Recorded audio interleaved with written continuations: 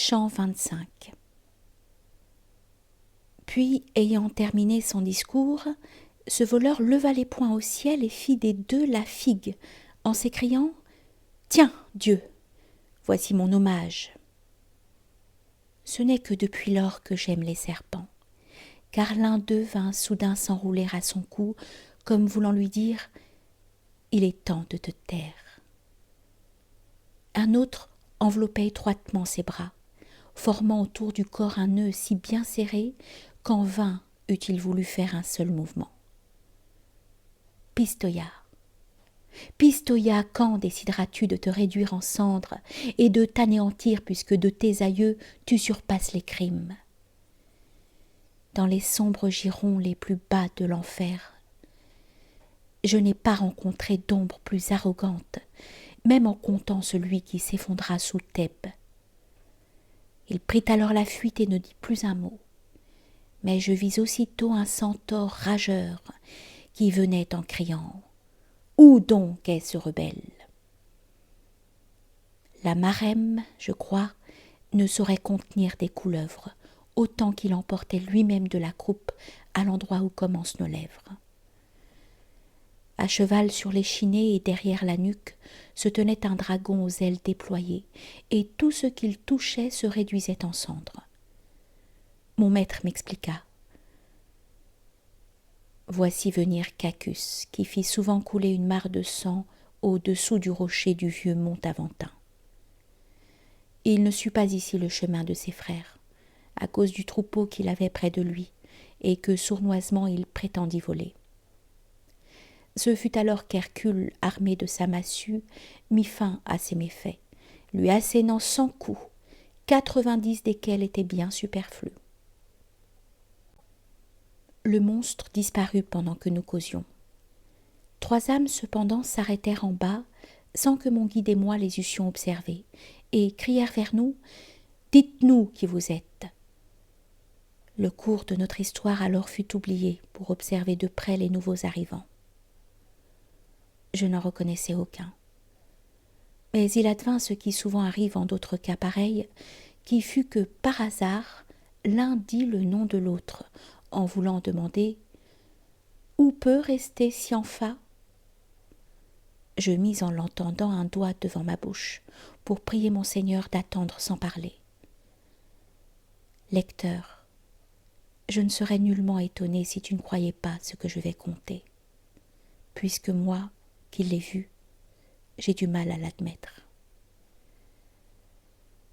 Pendant que du regard je les guettais ainsi, un dragon à 6 pieds surgit soudain, qui vint se jeter sur l'un d'eux, s'enroulant à son corps.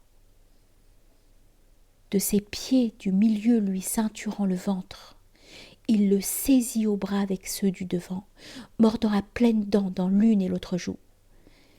Des pattes de derrière, il le saisit au rein, et lui faisant passer sa queue entre les cuisses, on l'a vu ressortir et pointer sur son flanc.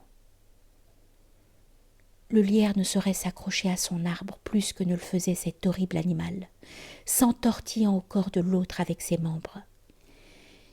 Et il se collait enfin comme le fait la cire que l'on vient de chauffer, mélangeant leurs couleurs, en sorte qu'aucun d'eux n'était celui d'avant comme on l'aperçoit lorsqu'on brûle un papier. Courir devant la flamme une frange brunâtre qui noircit aussitôt, tandis que meurt le blanc. Les autres à côté regardaient en criant. « Hélas, Aniel, hélas, que te voilà changé. Regarde en cet instant, tu n'es ni deux ni seul. » Leurs 2 têtes bientôt n'en formèrent plus qu'une, et je vis confondus sous une seule face les visages mêlés de ces 2 malheureux. On vit 2 bras sortir de leurs 4 appendices. Les flancs avec le tronc, les jambes et le ventre devenaient tour à tour des membres jamais vus. Tout ce qui rappelait leur première figure me semblait s'effacer, et cette horrible image de 2 et de personnes avançait lentement. Comme sous le fléau des jours caniculaires, le lézard court parfois pour changer de hallier, traversant le chemin plus vite que l'éclair. Tel, je vis tout à coup monter vers la bedaine des deux infortunés un serpent courroucé, petit, livide et noir comme un grain de piment. Il vint mordre l'un d'eux tout près de cet endroit par où nous recevons le premier aliment, puis il tomba par terre étalé sous ses pieds. Le mordu le voyait, mais ne pouvait rien dire, et raidi sur ses pieds, ne faisait que bâiller, comme pris par la fièvre ou comme ayant sommeil. Lui-même et le serpent, ils s'entre-regardaient, et l'un par sa blessure, et l'autre par sa bouche, ils soufflaient deux vapeurs qui se mêlaient dans l'air. Que désormais Lucain ne vende plus l'histoire du pauvre Sabellus ou de Nassidius, mais qu'il vienne plutôt écouter mon récit. Le conte d'Arétuse et Cadmus dans Ovide rapporte, je sais bien, qu'ils devinrent serpent et fontaine, et pourtant je n'en suis point jaloux, puisqu'il ne mêle lui jamais les deux natures présentes à la fois, en surprenant les formes au moment d'échanger entre elles leur substance. Or, quant à ces deux-ci, tel était leur accord que pendant que fourchait de ce dragon la queue, les deux pieds du blessé se fondaient en un seul. Les cuisses et les flancs paraissaient se souder et se continuaient si bien qu'en un instant on eût su distinguer l'endroit de leur jointure. La queue en même temps prenait chez l'un la forme qui se perdait chez l'autre, et la peau devenait plus souple d'un côté, plus rugueuse de l'autre. Puis je vis les deux bras rentrer sous les aisselles et s'allonger les pieds trop courts de ce dragon, exactement d'autant qu'il décroissait chez l'autre. Les pattes de derrière, en se nouant ensemble, produisirent enfin le membre que l'on cache, et l'autre vit le sien qui se fondait en deux. Pendant que la vapeur qui les enveloppait de nouvelles couleurs fournissait à l'un d'eux les cheveux qu'elle était en train de prendre à l'autre, l'un se dressait debout, l'autre s'aplatissait, toujours sans détourner les malheureux regards sous l'empire desquels il changeait de museau. L'un qui restait debout retirait vers les tempes, et l'excès de matière, en s'y réunissant, à son visage lisse ajouta deux oreilles. Ce qui ne s'était pas retiré vers l'arrière forma de son surplus le nez de cette face, et épaissit la lèvre autant qu'il le fallait.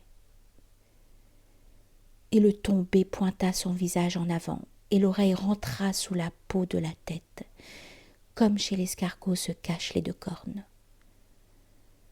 Enfin sa langue unie et qui savait parler se fendit, et devint une et lisse chez l'autre, qui l'eut d'abord fourchue, et les vapeurs cessèrent. À ce moment, l'esprit déjà devenu bête prit la fuite en sifflant le long de la vallée, pendant qu'en le suivant l'autre crachait des mots. Il lui tourna bientôt son dos tout neuf, et dit au troisième : « À présent c'est le tour de Buoso, qu'il court en se tramant comme moi sur la route. » Voilà comment j'ai vu cette 7e lit, muet et transmué. La nouveauté du thème suffit pour m'excuser, si je le compte mal.